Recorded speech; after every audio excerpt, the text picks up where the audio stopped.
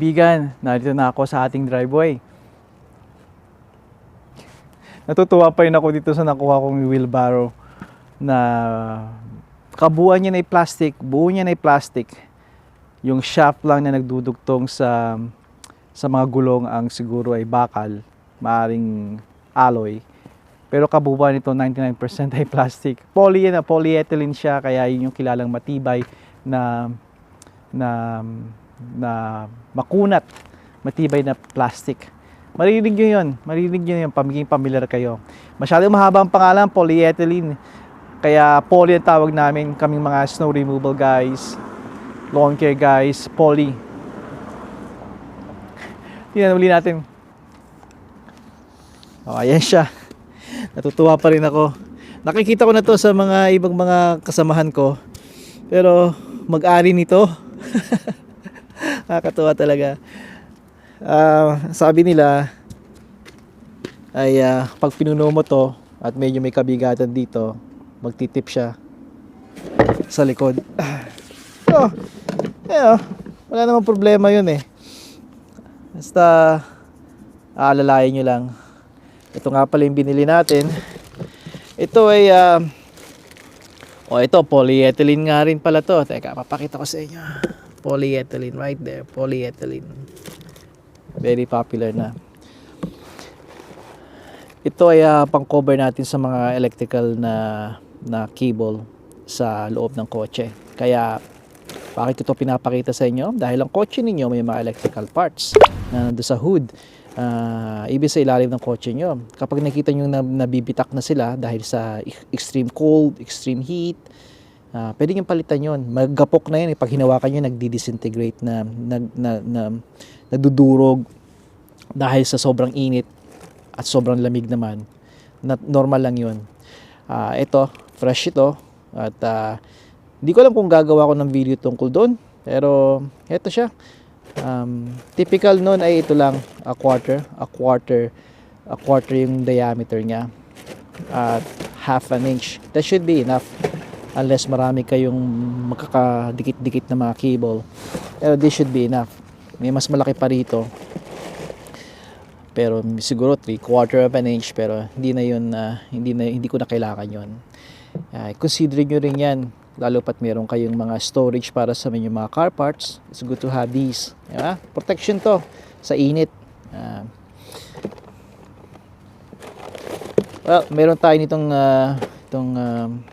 cable ties. Itong cable ties na to ay ewan ko nga ba kung bakit lagi akong kumukuha nito. Ang dami ko na nito, iba-ibang size, iba-ibang kulay. Nag-grab na naman ako ng isa. Maganda rin to. Magdala kayo nito sa kotse din kung sakali, kasama ng duct tape, ng mask tape, di ba? Dahil di nyo alam kung may isang parts na matatanggal sa kotse ninyo, mabuti meron kayong duct tape or ganito. Bungee rope din, magdala rin kayo ng bungee rope. Naging car tips na tong sa akin. It's good to have bungee ropes sa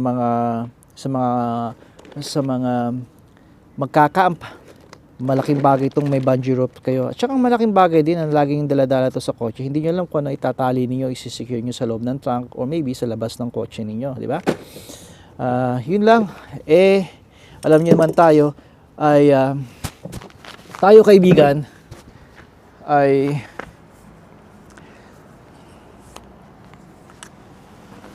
kaibigan ay seryoso nang magbisikleta. Seryoso ako magbisikleta. At sa katunayan, gumawa ako ng channel, hiwalay na channel, at yun lamang ay tungkol sa pagbibisikleta. Alright? Hindi ko alam kung ipapakita ko pa sa inyo ang channel na yon. Hindi ko pa alam. Pero sa ngayon, nandun siya, nananahimik. Meron akong 2 video na in-upload doon. Hindi ko pa alam kung saan patungo siya, kung magiging Tagalog o Ingles. Isa lang alam ko, magandang pakiramdam ko ba nagbibisikleta at pumupunta sa mga lugar tulad sa trails, sa mga lugar na hindi kayang marating ng mga kotse. Ibang pakiramdam, di ko ma-explain sa inyo eh. At bumili nga ako ng bisikleta na makakatulong sa akin sa paglalakbay, pagpunta sa mga trails na hindi ko pa nadidiscover. Napakaraming trails dito. Gusto ko rin pumunta at magbisikleta around downtown Toronto. Sa downtown Toronto ay meron doon akong gusto ipakita sa lake, mga shops, mga coffee shops, even bike shops, mga landmarks ng syudad na yon ng Toronto, ng mga trails din. Pero hindi ako kumpiyansa na magbisikleta pa rin, lalo pat sa kalsada. Yun ang sabi ko. Aminin ko ba yun sa video? Bakit hindi? I'm sure maraming makaka-relate. Kaya kaibigan, abangan nyo yun, ang mga i-share ko sa inyo. Ito ba't hawak-hawak ko? Ang nakalagay ito, bike chain lube. Wala ako nito. Sabi ko, hindi ko naman, marami akong mga grease, mga lubricants dito sa garahe. I'm sure makakakuha ko para sa chain ng bisikleta. Pero why not? Baka special to, we'll see. Kaya kinuha ko na rin. Dalawa na ang bisikleta ko ngayon. Isang classic cruiser, nakita nyo naman, yung may mga kalawang na hindi ko pa rin naayos. Pero gagawa ko ng video nun na habang nililinis ko. Dahil mahilig ako maglinis ng mga tools. At yung nga yung bago nating bisikleta, it's actually a tour bike. It's a very, sa pagsisiyasat ko, napakaganda na ako akong bisikleta. Hindi ko sinasabi yun dahil nabili ko na, wala na akong magagawa, di ba? Yun naman nasasabi ng, yun naman ang iniisip ng karamihan nangyayari. Pero sa katunayan, talagang maganda to. At sinabi nila sa akin to bago ko pabilihin. Anong kailangan mo? Mga mounting brackets, mounting spots para sa mga pannier mo, mga front racks, bike racks, ilaw, kung ano-ano man. This is a touring bike, sabi sa akin. Lahat magagawa mo dito.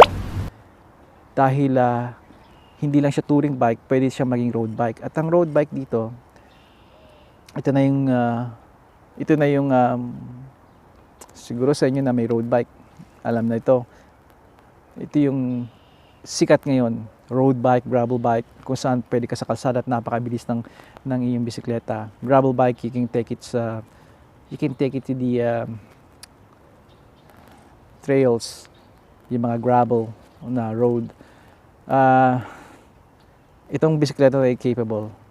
Pero more like sa akin, just commute. You know, take it easy, hindi ako nagkipagkarera. Pero this one is capable of all those things. Trekking, hitting the trails, hitting the road, or loading stuff. Dahil it's a touring bike, it can handle yung mga spokes niya, yung mga rayos niya ay sobrang tibay na kaya niya mag-bear ng weight. At bukod pa doon, maga ng coach ang bisikleta na to. 20-something pounds. Kaya natutuwa ako at abangan ninyo kaibigan. Dito na ako magpapaalam sa inyo. At tingnan muli natin yung maliit nating wheelbarrow.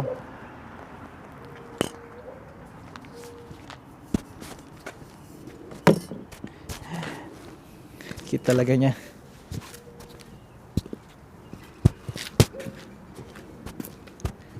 Hanggang sa muli kaibigan. Pala yun.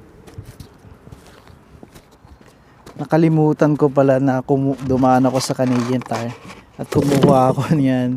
Hindi ko kailangan yan, pero it's good to have spare. At itong air filter, napakamahal niya. May lugar ako na binibilhan ito, at even sa Amazon napakamura niya. Pero kailangan ko talaga kaagad nito kaya sa lawnmower yan. Right.